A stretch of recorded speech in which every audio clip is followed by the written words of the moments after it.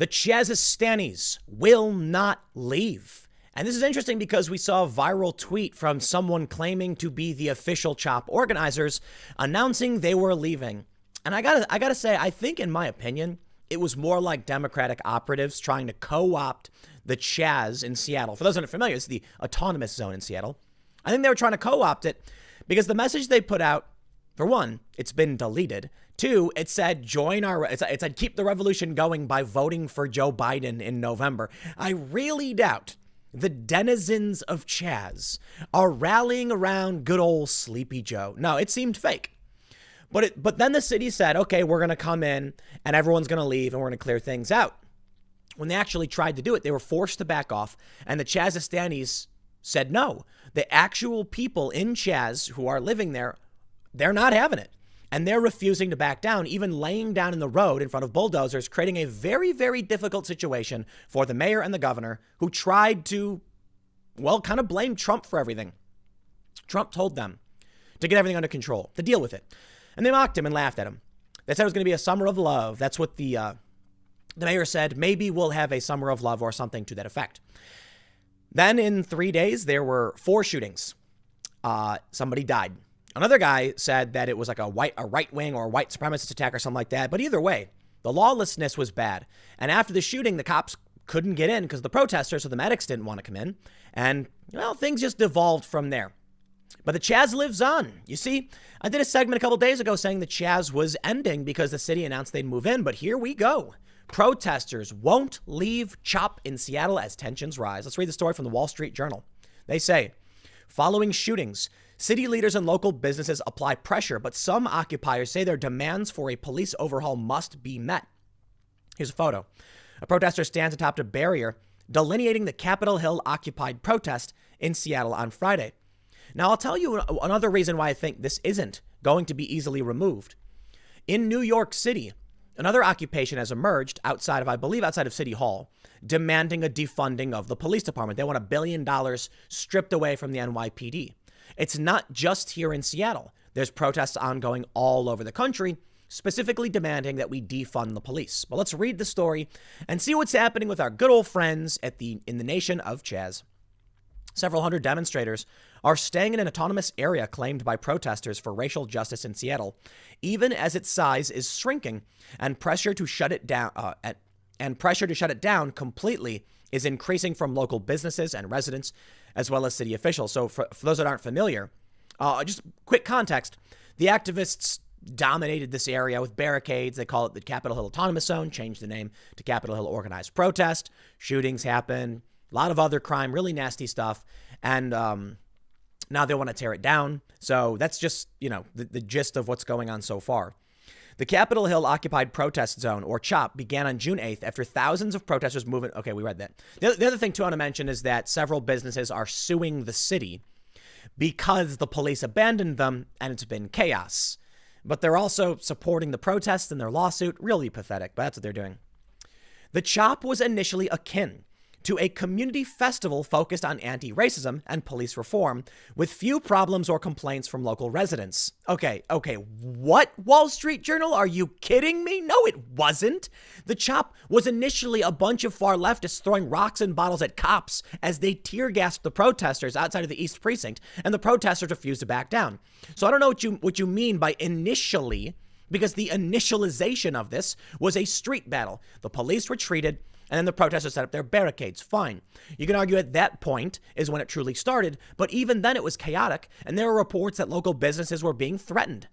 Many people who live there have been complaining about what's going on. One local business actually got robbed. So no, it was never akin to a community festival. Now, in some aspects, yes, and I've talked about this, that it's mostly just the hippie dancing and all that stuff. But listen, community festivals don't involve gun violence and dudes pulling guns out of trunks and handing them to untrained people, the Raz video, and walking around with the John Brown Gun Club. That is not a community festival. I'm sorry. Please, Wall Street Journal. They say, but last weekend, there were 3 shootings in the area, one of which left a man dead, according to Ms. Durkin. There's actually 4 shootings because the initial shooting they reported was actually 2 separate incidents. Police attempting to respond to the fatal incident in the pre-dawn hours Saturday were blocked by a crowd telling them to leave. according to body camera footage released by the department. The 19-year-old victim, shot by an unknown assailant inside the zone, was taken by private citizens to a hospital where he was pronounced dead. It's time for people to go home, Ms. Durkin said in a press conference Monday. We can still accommodate people who want to protest peacefully, come there and gather, but the impacts on businesses and residents and community are now too much. Well, they tried to bring in these bulldozers, and the protesters just laid down. And the city is too scared to do anything because they are toothless. That's the problem, man. They're worried about offending the protesters. You see, they entertained this. They cheered for it. They had every opportunity to say, we are in a pandemic. Do not go out and protest, the same as they had already done for the lockdown protesters. No, they wanted to embrace this one, probably because they couldn't stop the riots at all. And now that they've done it, they're scared they'll spark more riots if they actually try and shut people down. On Friday morning, city crews arrived to remove some road barriers in the occupation zone and began cleaning up a city park there, but were met with significant resistance by protesters who grew increasingly agitated and aggressive. A spokesman for the mayor said. The crews later retreated. Many people who lived in the CHOP have left, but an estimated few hundred protesters remain encamped in an area that has been shrunk down to 3 blocks following a city request. On Wednesday night, some were barbecuing on the street behind signs that said they wouldn't leave until 3 demands are met: a defunding of the Seattle police, more investment in community programs for Black residents, and the release of all prisoners jailed in the recent Black Lives Matter protests. Ms. Durkin's revised budget proposal, introduced Tuesday, calls for a $20 million or 5% reduction in the Seattle police budget, far below the $200 million that protesters want. The protesters want 50% cut off. Are you nuts, man? Many businesses were just reopening from the COVID pandemic when the occupation began, depriving them of customers yet again. All these shops, by the grace of God, were able to survive, and then CHOP arrived, said Brad Augustine, managing member of Madrona Real Estate Services, which manages several properties in the occupied zone. We need our mayor and police chief to be united and get this thing resolved. Yeah, what he's really saying is get them out, push them out, shut it down. But they're worried if they actually say that, the protesters, the mob, will come for them.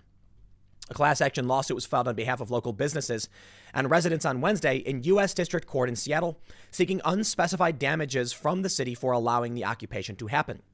Among the problems cited in the 56-page complaint, armed protesters barring vehicular access to homes and businesses, the blocking of police from responding to calls, including the fatal shooting and pervasive graffiti. Yet in the opening paragraph of their suit, they say, we in no way condemn the message or what the protesters are doing, blah, blah, blah. But we're really mad about what they're doing. They basically were saying we don't condemn the message. We support the message. We have no counter message, but we want our homes and businesses back. Some CHOP participants said the area had already had a crime problem and that other concerns should take precedence. If they're upset about graffiti and violence, I can only imagine how upset they are about the police killing of Black people, said Marshall Hugh, whose band has supported the protesters with performances in the CHOP. Neither Mayor Durkin nor police commanders responded to a request for comment. Protesters aren't all on the same page, adding to the complexity of ending the occupation. One community organizer, who asked not to be ID'd, said she had hoped the protesters would sit down with the mayor and negotiate a compromise. She expressed sympathy for the businesses. I am not an advocate for anyone taking over anyone else's property, she said. But other organizers said they aren't interested in any meetings. Let it be clear. We will not be bought off. Nadia Miller, representative of a group called the Black Collective Voice, said in a statement, we are here to dismantle systemic racism. Well, you know what, Mayor Durkin? You know what, Governor Inslee? You reap what you have sown. You've supported this and you've backed yourself into a corner. What are you going to do? Are you going to tell these people, GTFO, we don't care about your protest? Or are you now forced to actually negotiate even though they have zero leverage? Think about this. If the city wanted to, Mayor Durkin could snap her fingers and the cops would push it all out. That guy laying on the ground in front of that bulldozer, they walk up, they pick him up, they walk him up. They don't got to arrest the guy. They can literally just grab him and move him. And they can carry on with business. But they can't. They've backed themselves into this corner to where now they can't come out against the protests. So now you have to negotiate. You gave up a strong position as the executive of this city. And now these activists are demanding a 50% reduction from the police. Think about how absurd that is. These people have nothing to offer. They have nothing to give. And they have produced nothing for this place other than useful tools for your politics. So I guess Trump didn't take the bait, right? Trump didn't come in, didn't clear it out. It's your problem. That's what Trump's been saying. Meanwhile, what's the DOJ doing? The DOJ has been seeking out and arresting Antifa over the past month. Trump said hundreds of arrests. I don't know if that's true. We'll see. Recently, we saw the DOJ charged 4 individuals. I believe 3 are still at large, but 1 has been arrested. It was a late night warrant execution. Got the person. I don't know which person was arrested. But yeah, it looks like Bill Barr and the DOJ are making some serious moves to go after these people who would like to vandalize and tear down statues, destroy property, and riot.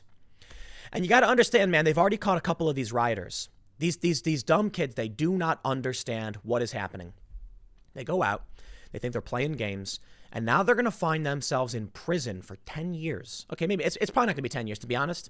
These first-time offenders who tried tearing down a statue, I bet they get probation or something, for real. Couple of years, maybe some serious fines, contributing to the cost of an assessment on these statues, many to repair them. Of the people who've been arrested so far, I really don't think they're going to see, 10 years. But one thing you got to consider for all these people who may get arrested is that they may have prior charges for other things.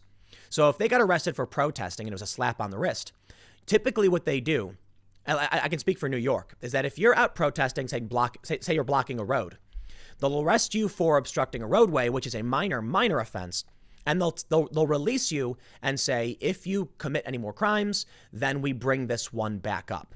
So typically you'll get like a court supervision charge. Once the court supervision is over, the charge never appears on your record because, look, we get it. We're a pretty good country, to be honest. We understand what civil disobedience is. When you march on a street and get arrested, you get positive attention. The repercussions are minor. You spend a day or 2 in jail. They'll let you out and say, don't do it again in 6 months. So it's honestly kind of fair. I mean, you're disruptive, but they're telling you it's like not really a penalty. But here's the point. If these people have these charges or in these circumstances and then find themselves getting arrested for more serious crimes, they'll bring up the prior and use it against them. So they still can do that. Just because they're being nice to you doesn't mean it can't be held against you in the future. So as these people start getting rounded up and arrested, do not be surprised if, we see a perp walk and some of these people get harsher penalties.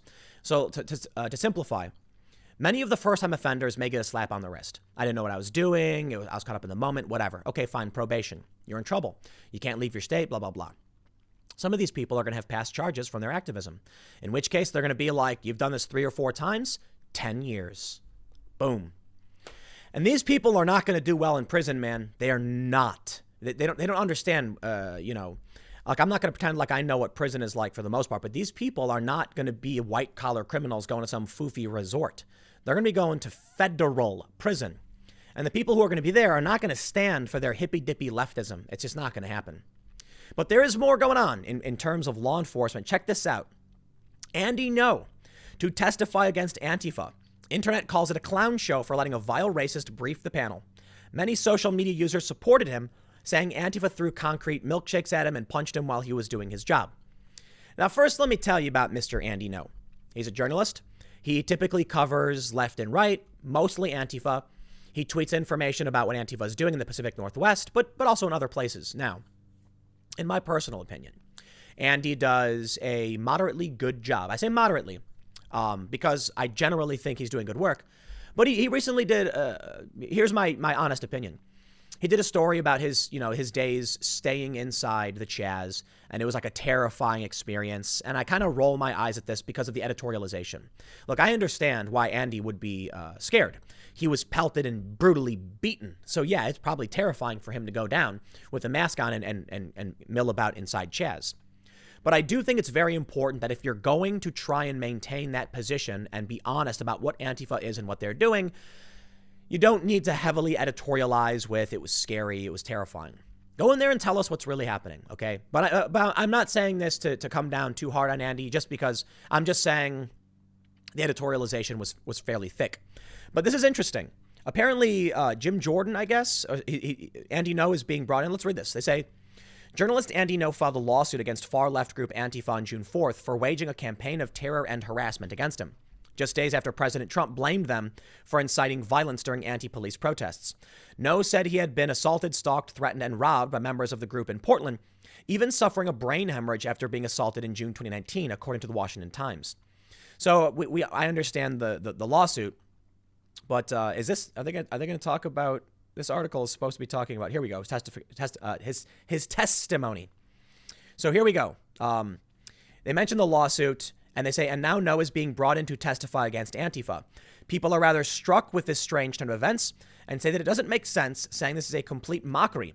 No will be briefing the Oversight Committee on June 29th. Now, I chose this article for a reason because it highlights the criticism from many of these people. And Andy is being brought in because he is not a proponent of Antifa.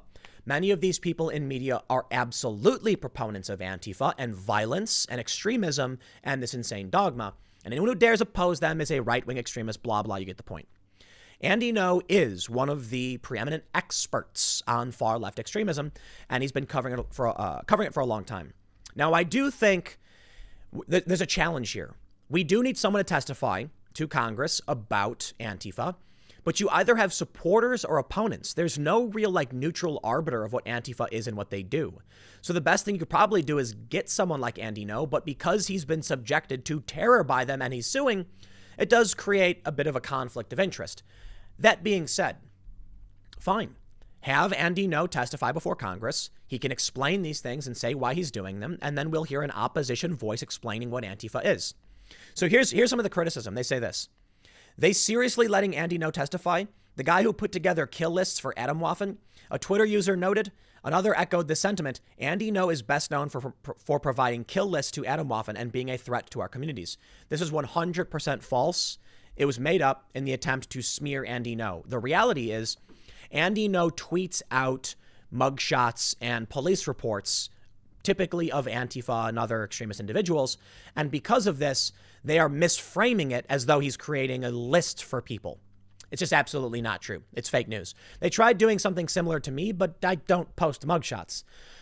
It's a go-to thing they do to try and target journalists. So when I was covering a protest outside of a Mike Cernovich event in New York, and these people, some people started screaming that I was doxing people, that I was trying to film their faces for the far right, which is absolutely not true. I've provided nothing to the far right. I've published no names or addresses or anything like that. And so that's what they try to do, but it doesn't work. You know, they really do try and come after me. But I got to tell you, man, my opinions on policy are fairly center left. I have 90% of the politicians I've supported have been Democrats. I recently donated to one Republican, and it was Sean Parnell. But before this, all Democrats: Andrew Yang, Tulsi Gabbard, Michelle Crusoe Cabrera. I even donated to a progressive, absolutely, who was challenging Nancy Pelosi. And I've explained all of this in the past. My positions tend to be fairly left. I just don't like the woke culty stuff, the authoritarianism. That being said, I have absolutely flipped on the Second Amendment for sure. I got to be honest, man. I think a lot of my politics and opinions are very similar to Joe Rogan's. And I think a lot of people's are. It's like you're pretty lefty on a lot of issues. Like, yeah, universal health care would be great and things like that. But Joe's pretty pro 2A. And this is a problem for the woke left. You have reasonable, sane, fairly moderate liberal types and even far left on a lot of policies, and it upsets their authoritarian narrative. They like Antifa being able to go around, beat people, terrorizing them because it gets them what they want. The way I've explained it in the past. Twitter, Facebook, YouTube, they're scared. The left-wing mob will show up and throw bricks through their windows. Conservatives and moderates will not do this. That's why these people in media need to smear people like Andy No, because when he was brutally beaten by Antifa, articles popped up saying he was tricking, he was manipulating the media into defending him and condemning Antifa. Oh, please, dude. Antifa does not mean anti-fascist. Antifa is Antifa. It is a colloquial noun representing a group of far-left ideologies that fly the same flag and typically represent the same thing. They are far-left extremists who pretend we're called the good guys. That means we can't be the bad guys, and they're called the bad guys. Therefore, they're always the bad guys. And you know what? People believe it. They eat this propaganda up. But if you really want to break down what Antifa was, you have to look at their individual cells. Andy No can do this. Andy No can name names. Andy No can point to how they fund, when they're armed, where they train, and that's why they have to come after him. Now, for the most part, they don't come after me because I'm not targeting them specifically. But they do try and come after me because I am a bit of resistance, right? I'm surprised they're not going after Bill Maher. That dude's way more prominent than I am. And they kind of try, but I think Bill Maher is like the biggest threat to the far left. And I really do mean it. Think about it. Dude's got TDS hardcore. He hates Trump. So he really does communicate effectively to a lot of liberals who hate Donald Trump. But then he calls these people out and insults them. And he uses a lot of intellectual dark web and moderate liberal talking points. Dare I say, I like what Bill Maher has to say. If Bill Maher didn't have Trump derangement syndrome and was just moderately critical of Trump, I'd probably be 100% on board with him. But TDS. So it's like 90%. I like Bill Maher. I really do. I think he says a lot of good things. So they don't like Bill Maher. And they're not necessarily going to come after him. But Andy No, totally different ballgame. He is a direct threat, especially if he goes and testifies to Congress. They call him a racist and a fascist. Yes, the gay child of Vietnamese immigrants, Andy No. It's desperate. They're scared of him. He is a minority group. He's a marginalized voice in several different communities, and he opposes their authoritarianism. This creates a serious problem for these people. However, many others appear to be interested in what Andy has to say. Andy No covers Antifa violence. They've attacked him.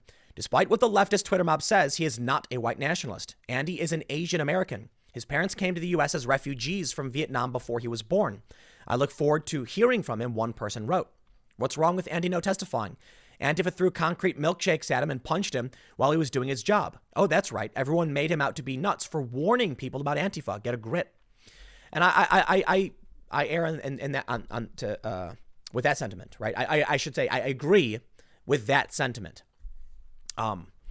Andy No will provide important context and interesting testimony to Congress to actually get a fair view outside of the mainstream media.